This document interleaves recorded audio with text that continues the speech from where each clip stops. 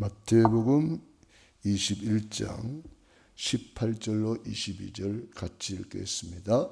이른 아침에 성으로 들어오실 때에 시장하신지라 길가에서 한 무화과 나무를 보시고 거리로 가사 잎사귀 밖에 아무것도 찾지 못하시고 나무에게 이르시되 이제부터 영원토록 내가 열매를 맺지 못하리라 하시니 무화과 나무가 곧 마른지라. 제자들이 보고 이상히 여겨 이르되 무화과 나무가 어찌하여 곧 말랐나이까? 예수께서 대답하여 이르시되 내가 진실로 너희에게 이르노니 만일 너희가 믿음이 있고 의심하지 아니하면 이 무화과 나무에게 된 이런 일만 할 뿐 아니라 이 산들어 들려 바다에 던져져라 하여도 될 것이요 너희가 기도할 때에 무엇이든지 믿고 구하는 것은 다 받으리라 하시니라. 아멘. 오늘 마태복음 21장 18절로 22절에 있는 말씀을 중심으로 무화과 나무 비유, 이러한 제목이 되겠습니다. 이 예수님께서 길을 가시다가 무화과 나무 열매를 구했는데 열매가 없었어요. 예수님이 그 무화과 나무를 저주하니까 무화과 나무가 말라버렸다. 도대체 왜 이런 일을 하셨을까? 여러 가지 의미가 있겠죠. 특별히 이 무화과 나무는 잎은 무성한데 열매가 없었다 그랬습니다. 그래서 어떤 사람은 열매가 없어서 그런 거 아닌가 그런 이야기도 하고 말씀도 합니다. 우리 주님이 열매를 요구할 때에 우리는 주님 앞에 내놓을 열매가 있어야 되겠죠. 그런데 그런 의미보다 더 큰 의미가 있는데 이 무화과 나무는 바로 이스라엘을 상징합니다. 이스라엘이 하나님의 택한 백성이고 그 많은 선지자들을 보내가지고 하나님의 말씀을 전해줬는데도 이스라엘 백성들은 그 말씀을 그대로 받지 못하고 불신앙하고 7번이나 저주, 재앙 가운데 불신앙에 빠졌습니다. 말씀을 줬는데도 불구하고 노예가 되고 포로가 되고 속국이 되고 그 속에서 또 말씀을 깨달은 사람이 나왔습니다. 소수의 사람들이 나왔는데 그 사람들을 통해서 오히려 복음이 전파가 되는 그런 일들이 일어납니다. 하나님이 하시는 일이죠. 그래서 재앙 속에 들어있는 하나님의 비밀을 우리가 알아야 되겠습니다.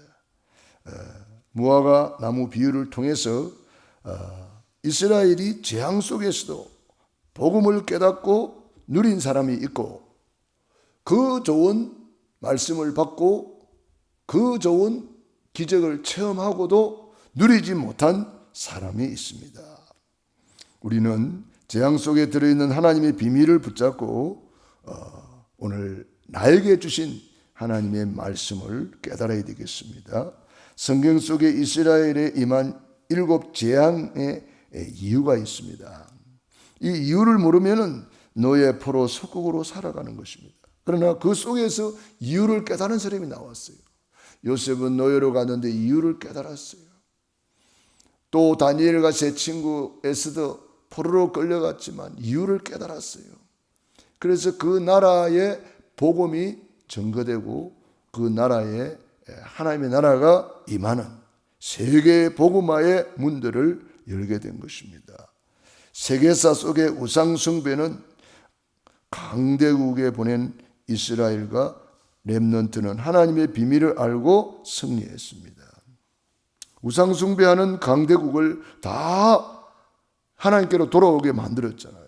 느부갓네살 왕이 신상을 만들어 놓고 우상 숭배하는데 다니엘과 제 친구가 기도하니까 그들이 다 하나님 앞에 돌아왔습니다. 하나님 앞에 무릎 꿇었습니다. 애굽이 얼마나 많은 우상 숭배를 합니까? 그런데 요셉 앞에 다 무릎 꿇었어요. 여호와 하나님께로 돌아왔단 말이에요. 우리가 이 하나님의 비밀을 깨달으면 렘넌트 7명처럼 히브리서 11장의 인물들처럼 초대교회처럼 승리하는 줄로 믿습니다. 어느 정도 우리가 하나님의 비밀을 깨달아야 될까요?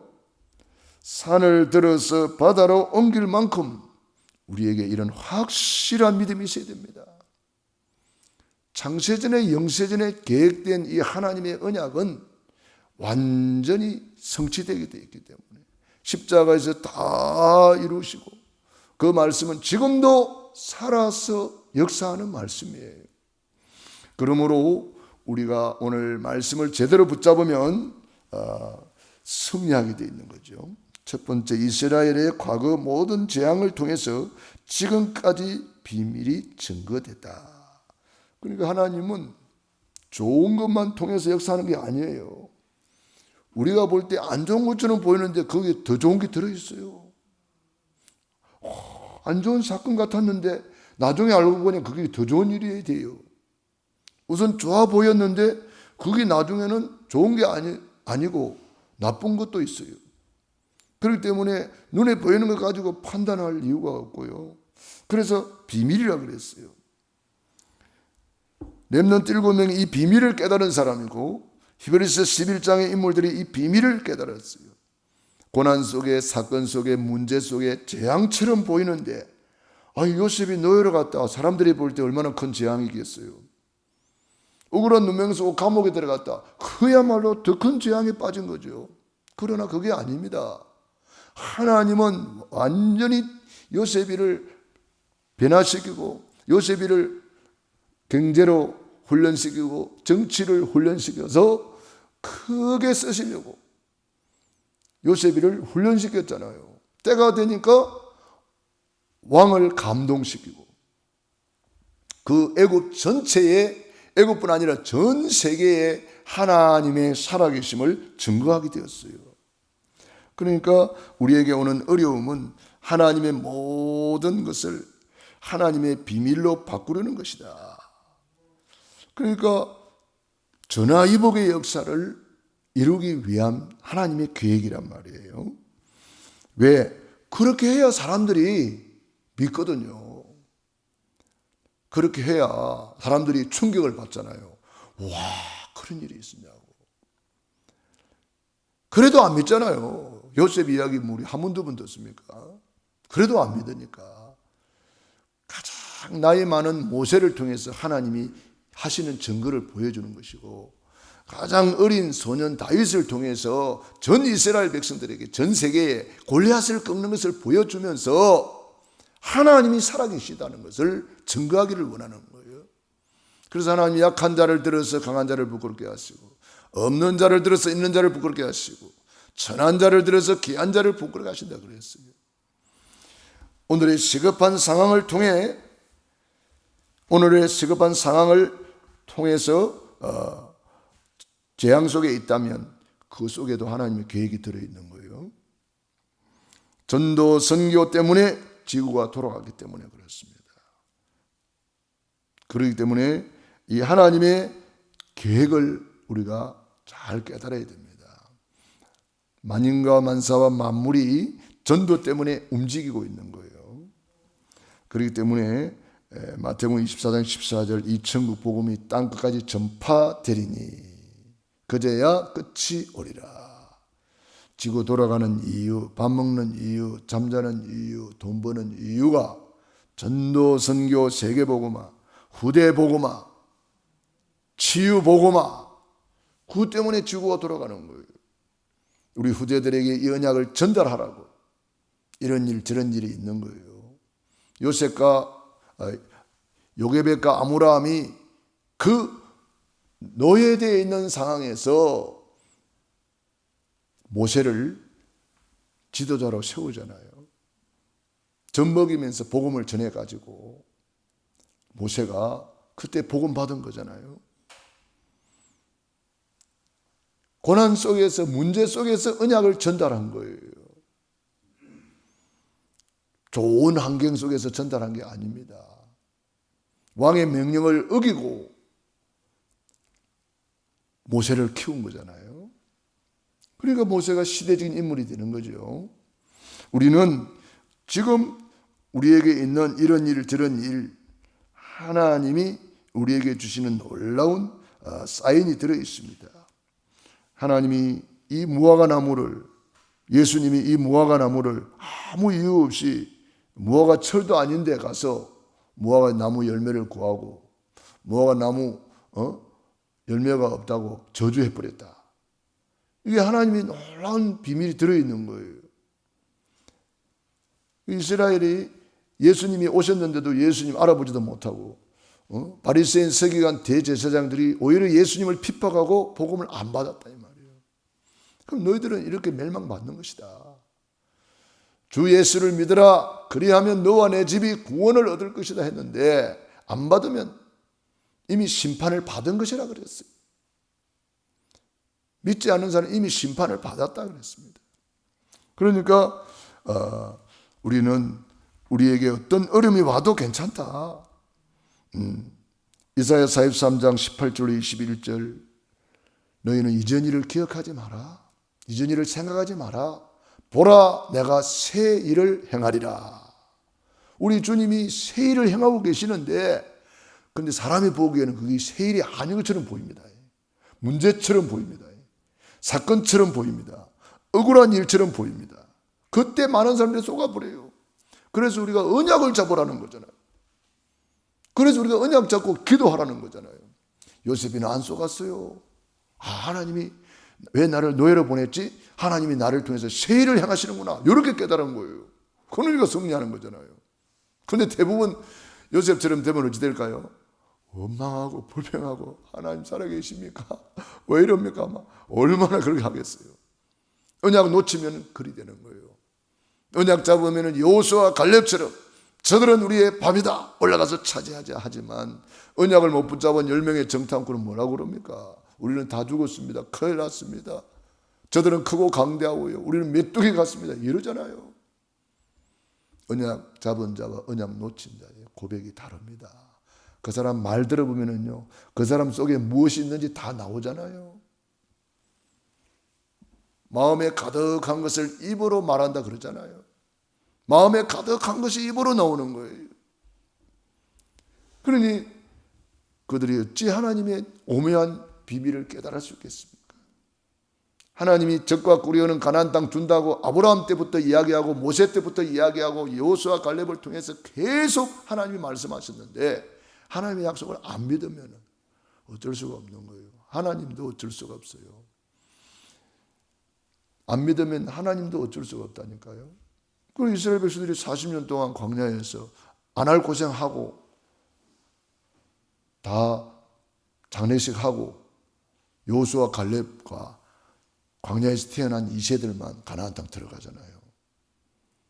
지금도 똑같아요. 불신앙하는 사람은 하나도 못 누리고 하나도 못 가는 거예요.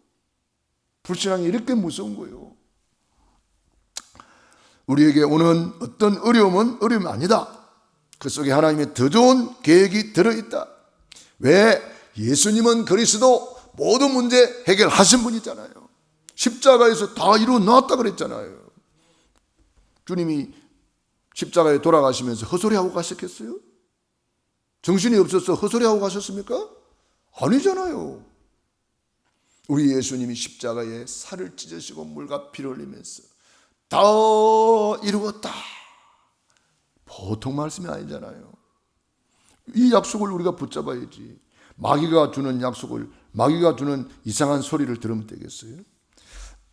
세 번째로 이스라엘이 흩어질 것인데 이것이 세계복음화의 비밀이 들어있는 거죠. 주 70년 예루살렘이 함락당하고 유럽 23개 나라로 흩어졌습니다. 이 흩어진 자들이 이 복음을 전해가지고 세계복음화가 급속하게 된 거예요. 사도행 1장 8절은 지금도 성취되고 있습니다. 언약 놓치면 놓친 대로 하나님이 하시고 언약 잡으면 잡은 대로 하나님이 하신다. 전도, 선교, 세계복음화는 우리가 하는 게 아니에요. 하나님의 완벽한 계획 속에 하나님이 하시는 거예요. 그 일에 쓰임받는 사람이 복이 있는 거죠.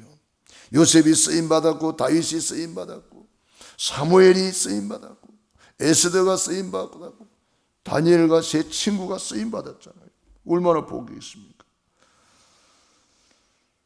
마지막 때에 주님께서 말씀했습니다. 마태복음 24장을 통해서, 디모데후서 3장을 통해서, 요한계시록을 통해서 마지막 때에 영적 혼란이 오고 이런 일 저런 일 별일이 다 일어난다. 그러나 이 천국 복음이 땅끝까지 전파되리니 그제야 끝이 오리라. 우리는 바로 이 마태복음 24장 14절의 말씀을 굳게 잡아야 되는 거예요. 별일이 다 일어나도 복음은 증거된다. 별 재앙이 다 와도 복음은 증거된다. 왜냐? 하나님의 역사는, 하나님이 하시는 일은 아무도 막을 자가 없어요. 핍박자가 막습니까? 막을 자가 없어요. 그래서 우리가 하나님의 말씀 붙잡고 가면 하나님이 하시는 거예요. 그래서 마지막 한 가지, 전도, 선교, 세계복음화, 후대복음화, 치유복음화, 우리는 이 영혼 구원, 영혼 사랑, 이 중요한 언약을 붙잡고 가야 되는 것입니다. 왜? 그것 때문에 지구가 돌아가니까. 그거 붙잡은 사람이 그 시대, 그 역사의 주인공입니다. 요셉이 그 언약 잡고 주인공이 되었잖아요. 요셉 중심으로 지구가 돌아가 버렸잖아요. 요셉 중심으로 사건이 일어나잖아요. 요셉 중심으로 형들은 자기들도 모르게 쓰임받고 있는데 그것도 모르고 쓰임받는 거예요. 나중에 이제 후회하잖아요.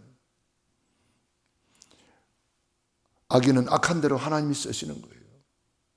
우리가 쓰임받는데 정말 전도, 선교, 세계복음화에 쓰임받으면 냉수한 그릇까지라도 결단코 상을 잃지 아니하리라. 우리가 이 전도, 선교에 마음만 담아도 하나님은 복을 주시고, 전도, 선교에 하나님은 기도만 해도 응답 주시고, 전도, 선교의 작은 헌신도 하나님은 결단코 상을 잃지 않는다 그랬어요. 우리는 무화과 나무의 비유를 통해서 뭘 배워야 되겠습니까? 말씀대로 되어진다는 것을 우리는 꼭 깨달아야 됩니다. 주님이 말씀하시니까 무화과 나무도 말라버렸어요. 주님 말씀하시니까 바람과 파도도 잔잔해집니다. 주님 말씀하시니까 죽은 나사로까지 살아나옵니다. 주님 말씀하시면 아무것도 없는 무에서 천지 만물이 창조가 되는 겁니다. 우리는 하나님의 말씀을 어떻게 받습니까? 우리는 하나님의 말씀 앞에 완전히 겸손히 무릎 꿇고 그 말씀을 아멘으로 받아야 되는 거예요. 하나님의 말씀을 하나님의 말씀으로 받는 사람이 복이 있는 거예요. 하나님의 말씀을 받아도 사람의 말로 받으면 아무런 소용이 없는 것입니다. 그래서 사도의 가르침을 받아 서로 교제하며 떡을 떼며 오로지 기도하기를 힘쓰니라. 초대교회 성도들이 그래서 세계복음화의 주역이 된 거예요. 그러므로 말씀을 붙잡아야. 말씀이 기준이다. 말씀이 하나님이시다. 우리 말씀 붙잡는 귀중한 시간 되기를 바랍니다. 믿음대로 된다 그랬습니다. 특별히 오늘 21절에 보니까 우리 예수님께서 이렇게 말씀했습니다. 예수께서 대답하여 이르시되 내가 진실로 너희에게 이르노니 만일 너희가 믿음이 있고 의심하지 아니하면 이 무화과 나무에 된 이런 일뿐 아니라 이 산들을 들려 바다에 던져져라 하여도 될 것이요 의심하지 않고 믿으면 그랬습니다. 믿으라 그랬습니다. 22절에도 너희가 기도할 때 무엇이든지 믿고 구하는 것은 다 받으리라 하시니라. 우리가 믿음대로 되는 거예요. 이 산들을 들려 바다에 던져져라 하고 의심하지 아니하면, 너희가 만일 믿음이 있고 의심하지 아니하면 이 무화과 나무에게 된 이런 일만 할 뿐 아니라 이 산들을 들려 바다에 던져져라 하여도 될 것이요 그랬어요. 우리가 이 정도 믿음을 가져야 됩니다. 산을 들어서 바다에 옮겨진다. 하나님이 하신다고 믿습니까? 그거 믿어야 돼요. 그런데 인간적으로 보면 그게 가능한 일입니까? 내가 저 산 보고 말한다고 인간적으로 보면 거의 국어책에 그런 이야기가 있습니까? 없어요. 인간적인 지식은 동의할 수가 없죠. 그러나 하나님은 할 수 있다.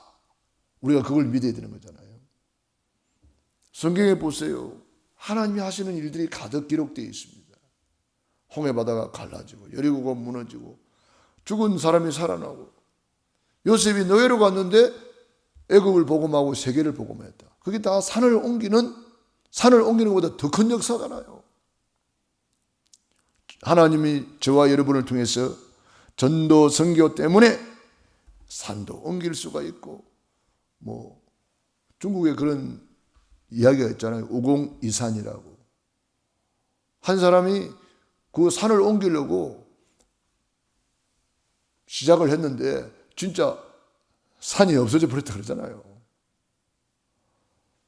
산한테 이야기했다 그러잖아요. 산아, 너는 거기 있지만 나는 내가 못하면 내 후손이 할 것이고 내 후손이 못하면 또 후손이 할 것이다. 그러니까 인간적인 이야기지만 인간적인 그것도 그렇게 산을 옮겼잖아요. 그렇다면 하나님의 역사는 말씀 한마디로 천지를 창조하는 역사인데 그 산을 왜 못 옮기겠습니까? 세계복음화 때문에 하나님이 지금도 역사하고 계시는 줄로 믿습니다. 기도대로 된다. 기도 외에 다른 것으로는 이런 유가 나갈 수 없느니라. 마가복음 9장 29절 말씀입니다.